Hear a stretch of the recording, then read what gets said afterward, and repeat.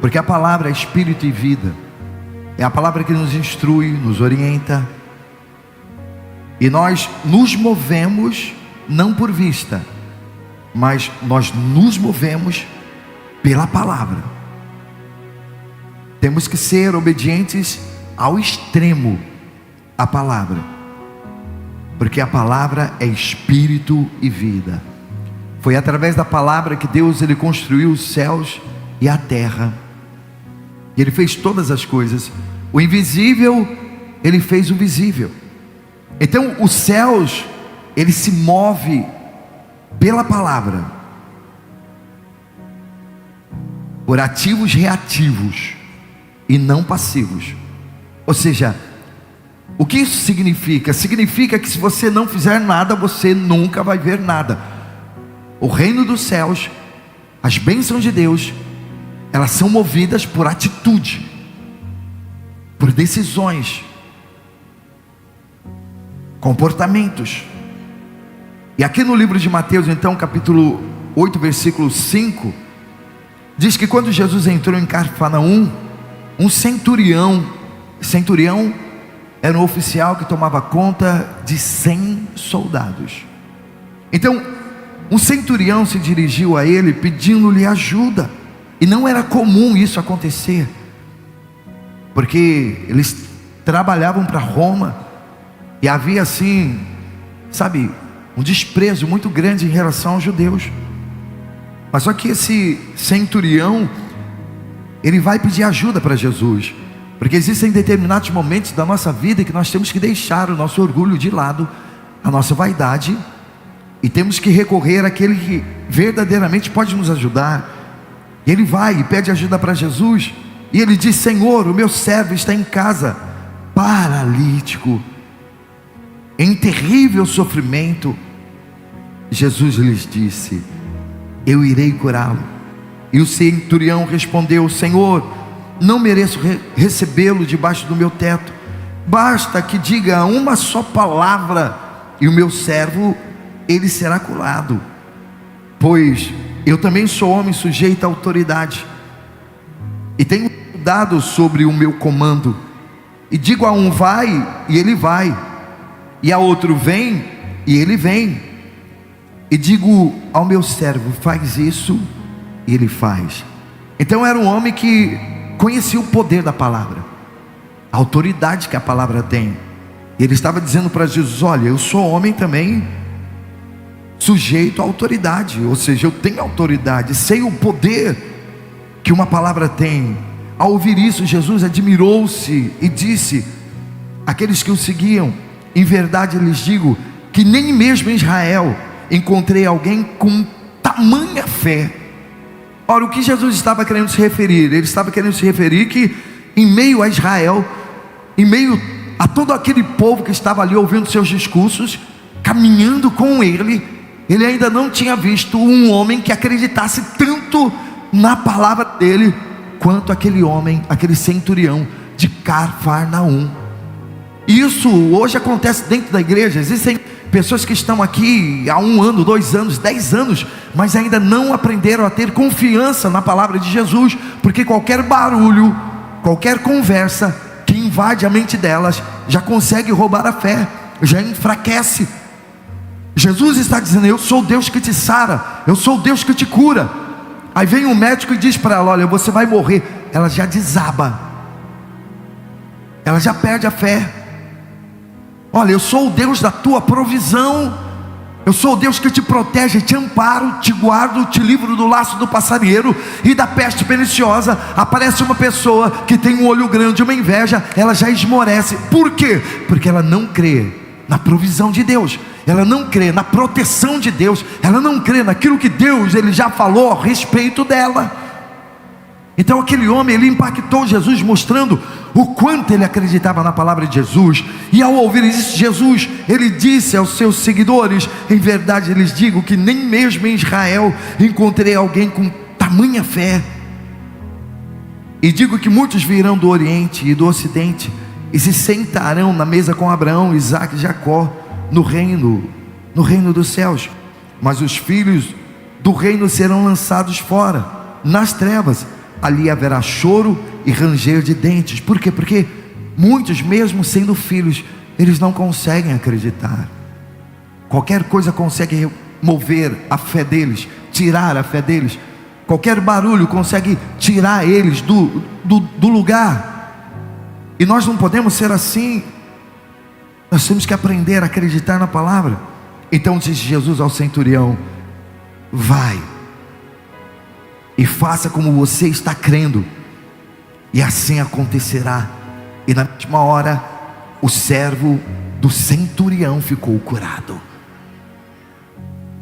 E diversas outras passagens na Bíblia que as pessoas, elas não tiveram tamanha fé, como Jesus disse, como aquele centurião, mas foi uma fé ativa, ou seja, uma fé de atitude. Elas foram para cima daquilo que elas queriam, daquilo que elas acreditaram que elas poderiam receber. Por exemplo, olha o caso da mulher hemorrágica. A mulher hemorrágica, ela decidiu tocar na hora do vestido de Jesus. Foi uma atitude.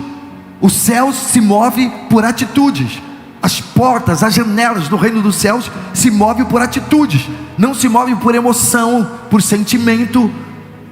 Não é porque você está doente, desempregado, com problemas sentimentais, que você vai conseguir mover os céus. Não, os céus não se movem por sentimentos. O céu se move por atitudes, por fé. Na medida que você toma uma atitude de dizer: não, eu vou buscar, agora eu quero, eu vou me posicionar, então o céu já começa a se mover ao seu respeito, ao seu favor. E aquela mulher hemorrágica, ela determina no seu coração: vou tocar na hora do vestido de Jesus e eu vou ser curada. E ela foi curada. O cego Bartimeu: não, eu vou clamar, mesmo o mundo mandando eu calar, eu vou clamar. Porque quando existe uma fé e você crê na palavra, nada te faz parar. Não é altura, não é profundidade, não é distância, não é perigo, não é espada, não é fome. Nada consegue nos separar do amor de Deus. Nada consegue tirar o propósito de Deus dos nossos corações. Então a fé, ela se move dessa forma, através do nosso clamor. O livro de 2 Crônicas, capítulo 7, versículo 14. Olha como tudo é uma questão de posicionamento. Crônicas, capítulo 7, versículo 14, diz assim, ó: se o meu povo, que se chama pelo meu nome, se humilhar, orar e buscar a minha face, e se afastar dos seus maus caminhos, dos céus eu ouvirei. É coisas condicionantes. É tudo na base da condicional. Se, atitude. Se você buscar, se você clamar, se você fizer. E se eu não buscar, se eu não clamar? Não adianta terceirizar. Não adianta chegar aqui na igreja e ficar pedindo oração. Ore por mim. O crente, 6 horas, né? Vocês oram por mim? Vocês oram por mim? Vocês oram por mim? Não adianta terceirizar. Você pode pedir ajuda, nós podemos te ajudar em oração, mas é você que tem que se posicionar. A obediência é que nos leva, nos aproxima até Deus. Então olha que coisa impactante. Se o meu povo, que se chama pelo meu nome, se humilhar, orar e buscar a minha face, e se afastar dos seus maus caminhos, porque existem pessoas que também querem ser abençoadas, mas elas não querem se afastar dos seus maus caminhos. Elas saem daqui da igreja e já saem metendo a louca. O marido já sai brigando com a esposa já sai brigando com os filhos. E pior são aquelas famílias que às vezes elas mesmas combatem contra elas. Você sabia que existem famílias aqui dentro da igreja que fica com raiva quando vê outro parente, outro familiar aqui dentro? Ao invés de levantar as mãos, dar glória a Deus e dizer: poxa, a minha nora está vindo, a minha sogra está vindo, o meu genro está vindo. Não, chega aqui e fica com cara feia. Faz de tudo, ó, tem pessoas aqui que faz de tudo para tirar os familiares da igreja. Você é usado por Satanás. Você tem um demônio, porque hoje o maior prazer de todas as pessoas é procurar ter a família dentro da igreja. E se você trabalha ao contrário, um reino dividido ele não subsiste. E por que eu estou dizendo isso? Porque pessoas às vezes me ligam e dizem assim: bispo, eu não vou na igreja. Por que não? Porque minha sogra vai estar lá. Bispo, eu não vou na igreja. Por que não? Porque o meu irmão vai estar lá. A minha irmã vai estar lá, minha tia. Olha que coisa. Se não há comunhão entre vocês, se vocês vivem se degladiando, se odiando, se maltratando, ao invés de se unirem, pô, você está na igreja, eu também estou, então olha, vamos seguir junto, vamos orar um pelos outros. Não, parece que está com raiva. Então existe uma necessidade de nós nos convertermos dos nossos maus caminhos. Reserve um tempo para você se dedicar às coisas de Deus. É como a gente diz, sai um pouco do TikTok, do Instagram, do Facebook. Sai um pouco. Se afasta um pouco dessas amizades que são âncoras na sua vida, só te levam para o fundo, para o buraco. Só quando você perder tudo que você vai perceber que elas eram péssimas pessoas. Se você acha que amigos não influenciam, eles influenciam. Me diga com quem tu andas, que eu direi quem tu és. Procure andar com pessoas que têm proximidades de Deus, que falem das coisas de Deus, que gostam das coisas de Deus. Você anda com mulheres que só sabem falar de homem, você vai se tornar uma tarada também. Se você anda com homens que só quer beber, você vai se tornar um beberrão. Porque, gente, o libido entra. Por que hoje nós estamos vivendo esse mundo corrompido? Porque aqueles programas que antes tinham censura, já não tem mais. Então, as crianças veem em cena de sexo, pornografia, homossexualismo, dentro da sua casa, no TikTok, no computador. Aí um homem vê o outro homem se beijando, aí daqui a pouco ele está com vontade de beijar também. O cara nem nasceu para ser gay, eu já vira gay. Senão é bi. E outras redes sociais apoiam tudo aquilo que é terrível: adultério, prostituição, roubo. As redes sociais, você vê que eles apoiam mais a amante do que a esposa, porque geralmente a esposa é chata pra caramba, né? Então até nisso a mulherada tem que tomar cuidado. E não somente a mulherada, mas os homens também. As portas do inferno estão abertas. Então, se você quer realmente viver uma vida de compromisso com Deus, você tem que mudar o seu comportamento, o seu caráter. Começar a buscar as coisas que são do alto. Sair da roda dos escarnecedores, dos ímpios, dos pecadores, para que você possa prosperar. Porque essa é a promessa de Deus. Livro de Salmo, capítulo 1 diz isso. Salmo 1:1, olha só. Não para me desviar muito da pregação, mas como é feliz, meu Deus, aquele que não segue o conselho dos ímpios. Se você segue o conselho dos ímpios, você não é feliz. Veja, você não é feliz. Existem pessoas que preferem ouvir o conselho dos ímpios do que estar aqui ouvindo o conselho de Deus. Por que Deus não fala comigo? Você não fala com Ele, não interage com Ele, não tem comunhão com Ele. No momento da adversidade, da preocupação, vai lá para a casa da amiga.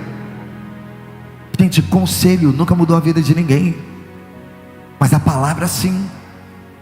Então está aqui, como é feliz aquele que não segue o conselho dos ímpios, não imita a conduta dos pecadores. Ela fica imitando a conduta dos pecadores. Ela acha descolado, legal, ser louca, doida, que nem amiga, tem um monte de contatinho no celular, ela acha legal. Ele acha legal o amigo ser pegador e pá, vai nessa. Não imita a conduta dos pecadores, nem se assenta na roda de quem? Dos zombadores, escarnecedores, que só vivem com chocarrice. Sabe o que é chocarrice? Piadinhas. São pessoas que tiram a onda até da igreja que você vem, até de você. Você que é isso? Está indo lá para a igreja, está indo dar o dízimo para o bispo, lá para o pastor. E aí, irmã, e você... Meu, sai de perto dessas pessoas. Essas pessoas são âncoras. Se elas não aprovam o seu Deus, a sua fé, elas não servem para você. Não servem. Elas estão atrapalhando a sua vida. não se assenta na roda dos zombadores. Ao contrário, sua satisfação é estar na lei do Senhor, ou seja, na palavra de Deus. E nessa lei, nessa palavra, medita de dia e de noite. Você consegue meditar em livros, poemas, poetas. Você consegue lembrar da série, do filme, de tudo que acontece, mas não consegue guardar um capítulo da Bíblia. Onde está escrito aqui que o Senhor é o meu pastor e nada me faltará? Onde está escrito? Salmo 91, Salmo 23, Salmo 29 também. Você não consegue guardar um versículo da Bíblia, meu? Não, mas você consegue guardar a série do Brasileirão, consegue guardar o nome de todos os jogadores do Flamengo, do Palmeiras, do São Paulo, do Corinthians, sabe tudo o que está acontecendo. Não, porque o técnico Tite trocou lá e comprou o Zagallo vendeu o passo. Para com isso, rapaz, vai te converter, mano. Sabe o nome de tudo que é artista, novela, cantores internacionais, não sabe de um personagem da Bíblia. Você acha que Deus te chamou para quê? Para você ser um corpo estranho?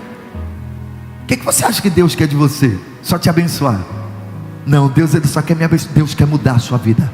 Veja, Deus ele não quer somente passar na sua vida. Deus ele quer habitar em você. Deus quer morar em você. Deus quer ficar com você. Deus quer ser o CEO, o governo da sua existência. Por quê? Porque Ele sabe aquilo que você não sabe. Ele conhece aquilo que você não conhece. E Ele sabe os pensamentos que Ele tem para cada um de nós.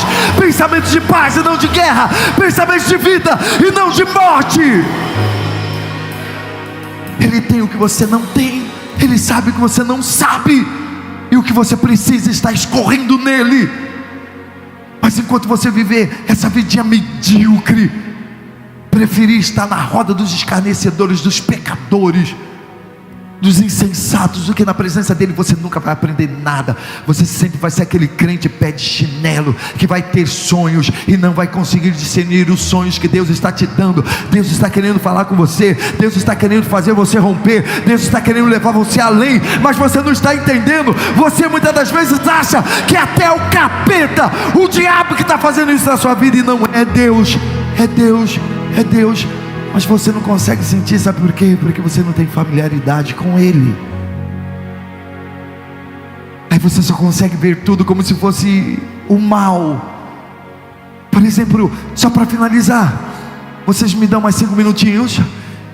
Sim ou não? Vocês acreditam que nesses 5 minutinhos o Espírito Santo vai fazer o seu coração queimar? Vai ou não vai? Então veja, nem tudo é para o nosso mal, nem tudo é para o nosso fim. Veja a história de José e Maria. José ele tinha os seus 45 anos. Maria tinha os seus 17, 18 anos. Ele praticamente já estava casado com Maria. Sabe aquele casamento que a gente faz no cartório? Sem véu, grinalda, sem festa. E depois a gente se prepara para casar na igreja. José já estava casado com Maria. Já estava desposado com ela. E de repente, não mais que de repente, um anjo aparece para Maria e diz assim: Maria, não temas, porque eu vou colocar uma criança dentro de você. Ela: Senhor, mas como será isso? Eu sou virgem, nunca me deitei com homem algum. E o Espírito fala para ela, o anjo fala para ela: Maria, o ente que em ti está sendo gerado é santo. Ele vai libertar o seu povo do pecado. Ele vai abençoar o seu povo. Ele vai mudar a história dessa nação e do mundo. E Maria, toda inocente, virgem, sem pecado, de uma excelente família, diz assim: olha, que se cumpra em mim conforme a tua palavra. Porque quando Deus ele quer fazer alguma coisa nas nossas vidas, não resista. Mesmo que você não compreenda, não entenda, não tenha todas as respostas respondidas, não saiba tudo aquilo que Deus está querendo fazer na sua vida, mas diga: Pai, eu não sei o que está acontecendo, as portas estão se fechando, tudo está se trancando, meu namorado me deixou, fui mandado embora do meu trabalho, apareceu essa doença, apareceu esse problema, essa dificuldade, mas se a minha vida está nas tuas mãos, então que se cumpra em mim a tua vontade. Não esquenta a cabeça. É Deus que está no controle de tudo. E de repente ela chega e fala para José: José, eu estou grávida. José: o quê? Eu estou grávida. De quem, Maria? Do Espírito Santo. Seria mais fácil ela falar do boto, que nem a mulherada aqui um tempo falava, né? Aí ela está grávida. Grávida de quem? Do boto. Hoje a gente sabe quem é o boto. Hoje nós sabemos. Hoje você não engana o mundo mais não. Porque eu era pequeno, chegava lá em São Paulo essas notícias: menina ficou grávida do boto. Eu: grávida do boto? Falei: caramba, o boto não é fácil não, hein? Esses botos são terríveis. Boto do Amazonas, né? E ela chega para José e diz assim: olha, eu estou grávida. De quem? Do Espírito Santo. Meu, imagine o impacto que José recebeu com essa notícia. A vergonha, o opróbrio. Ele deve ter chorado, se desesperado, porque ele apostou todas as fichas ali naquela mulher, acreditando que ela seria fiel a ele. E de repente a mulher aparece grávida, meu. O que a minha família vai pensar? O que meus amigos vão pensar? O que será de mim? Que vergonha. Eu já imobiliei casa, já comprei imóveis, já fiz o enxoval, está tudo pronto. Eu amo, e amo de paixão Maria. Eu vou me casar com ela e ela me aparece dizendo que está grávida. Imagine o chão desse homem se abrindo, porque a pior coisa que existe é a quebra de contrato, é a traição. Mulheres que são traídas até perdoam, mas elas carregam sequelas para o resto da vida. Homens que são traídos também é a mesma coisa. São sequelas que nunca se apagam. É uma dor impressionante. Traição dói mais que a morte, porque quando uma pessoa morre, já era. Você sente dor 1 mês, 2 meses, 1 ano, mas quando a pessoa te trai, e você tem que viver com ela todos os dias ali, ó, deitado na mesma cama, do mesmo lado. Ou quando você gosta ainda da pessoa e vê a pessoa com outro cara, com outra mulher, aí vem filho na cabeça, meu. A pessoa fica perturbada. Eu imagino José, se coloca na situação de José. Mas sabe o que José fez? José resolveu deixar ela secretamente. Quando você não souber o que está acontecendo, quando o seu mundo virar de ponta cabeça, quando os seus planos, os seus sonhos não acontecerem do jeito que você planejou, não estiver ocorrendo do jeito que você quer, não adianta você se desesperar, brigar, xingar, espraguejar, falar mal de Deus. Não, não, não. A única coisa que você pode fazer é ser uma pessoa sensata, é sair secretamente daquela situação, se desviar, se distanciar de tudo e de todos, e deixar para tomar uma atitude, uma decisão no outro dia. Vou esperar que Deus ele venha falar com você. Principalmente quando você se sente perdido, sem rumo, sem direção. O único que pode falar com você é Deus. Mas para que Deus ele fale ao seu coração, você tem que ter um coração sensível, voltado totalmente para Ele. É por esse motivo que Jesus diz: olha, quando você quiser falar com o Pai, entra no quarto, fecha a porta em secreto, fale com o Pai, e o Pai em secreto ele vai te responder. Então é momento de reclusão, momentos de dúvida, de medo, de insegurança, de incerteza, momentos que você não sabe o que fazer. Não tome decisões precipitadas, não queira meter o pé e abrir a porta à força, não faça isso. Só se retire, faça como José. Eu fico imaginando a dor daquele homem, se sentindo traído. Mas quando você é de Deus, e Deus ele tem planos para a sua vida, Ele envia anjos. E José ali atribulado, aflito, angustiado, o anjo apareceu e disse: José, não temas, Diante de situações difíceis, a primeira coisa que Deus ele vai tentar falar ao seu coração é: não temas. Não temas. Não temas diante desse gigante, porque gigante nunca foi problema para mim. Não temas diante desse deserto que você está enfrentando, porque desertos nunca foi problema para mim. Não temas diante dessa doença, porque eu sou o Deus que te sara, o Deus que te cura, o mesmo Deus que permite, é o mesmo Deus que livra também. Se Deus está permitindo, é porque Ele tem poder para te livrar, te guardar, te curar. O mesmo Deus que permitiu que Maria ficasse grávida do seu filho, foi o mesmo Deus que lidou com aquela situação do começo ao fim. Ele aparece para José e diz: José, não temas, não temas receber Maria por tua mulher, porque o ente está sendo gerado dentro dela é santo. Veja, e quando Deus ele fala com José, mesmo as pessoas não compreendendo, mesmo as pessoas não entendendo, porque já imaginou José ficando com ela e dizendo para todo mundo: não, ele é filho do Espírito Santo. Não pensa naquilo que José passou. Não, ele é um corno, ele é um chifrudo. Não, ela traiu ele está com ela. Porque você pensa que o anjo apareceu para Maria, apareceu para José e falou: José, não temas. E o quadro, a geografia, a matemática mudou? Não, continuou sendo a mesma. Continuou sendo a mesma. Mas mesmo a geografia sendo a mesma, ele tinha uma palavra. Ele tinha uma palavra. Deus já havia falado com ele que aquilo que estava sendo gerado era o Emanuel, era o príncipe da paz, é o Pai conosco, é o Deus da eternidade. Então Maria não estava carregando qualquer coisa no seu ventre. Maria estava carregando no seu ventre aquele que ia salvar o mundo. E a única coisa que ele teve que fazer foi pegar na mão de Maria e continuar caminhando,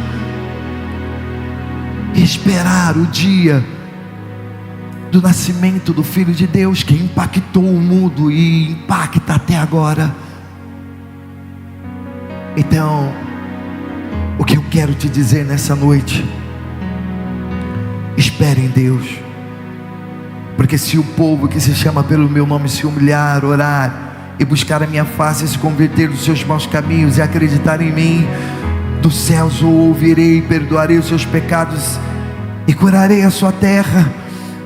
O livro de Jeremias, capítulo 29, versículo 12. Jeremias 29, 12. Anote aí para você ler na sua casa, para você nunca esquecer as palavras do Senhor Jesus. As palavras que têm poder para te levantar, te exaltar, te dar ânimo, se levantar do pó, da cinza, do lodo. Então vocês me clamarão a mim, virão, orarão a mim, e eu os ouvirei. Vocês me procurarão e me acharão quando me buscarem de todo o vosso coração. Não tem como você não achar Deus, não tem como Deus não se manifestar a você, se você decidir verdadeiramente ancorar as suas esperanças nele. Você vai clamar, você vai chamar, você vai invocar. E o versículo 14 diz: e eu me deixarei ser encontrado por você. Eu vou deixar você me encontrar, eu vou deixar você me achar, eu vou deixar, declara o Senhor, e os trarei de volta do cativeiro. Vou tirar você do cativeiro. Livro de Mateus capítulo 7, versículo 7 diz assim: veja, olha como tudo se move através de atitudes, olha como tudo se move através de posicionamentos, de decisões que nós preferimos decidir. A palavra diz que tudo aquilo que nós formos buscar em Deus, nós temos que pedir, e será dado a vocês. Peçam e será dado a vocês. Busquem e vocês encontrarão. Batam e as portas serão abertas a vocês. E tudo o que pedires em oração, se credes, vocês receberão. O livro de João capítulo 14, versículo 13 diz, João 14, 13: eu farei o que vocês pedirem em meu nome, para que o Pai seja glorificado no Filho. O que vocês pedirem em meu nome, eu farei. Sabe, nem que você tenha que pedir chorando, se arrastando. O livro de Salmo 126, versículo 5, para terminar, diz que aqueles que confiam no Senhor, eles são como os montes de Sião, eles não se abalam. Aqueles que semeiam com lágrimas, colherão com cânticos de alegria. Aquele que sai chorando, enquanto lança a semente, voltará com cantos de alegria, trazendo os seus feixes. De uma maneira ou de outra, quando você busca em Deus, quando você espera em Deus, você é abençoado. O que você não pode fazer é deixar de semear, é deixar de acreditar. De repente hoje você está semeando chorando, está semeando com lágrimas. Não importa a maneira que você semeia. A única coisa que você tem que fazer é semear, é permanecer, é não se mover, não retroagir, não voltar atrás, é permanecer. Bispo, eu estou semeando com lágrimas, eu estou semeando com prantos, eu estou semeando com tristeza. Continue semeando, porque aqueles que semeiam com lágrimas, com júbilo ceifarão. Você vai ceifar com júbilo, você vai ver a mão de Deus na sua vida.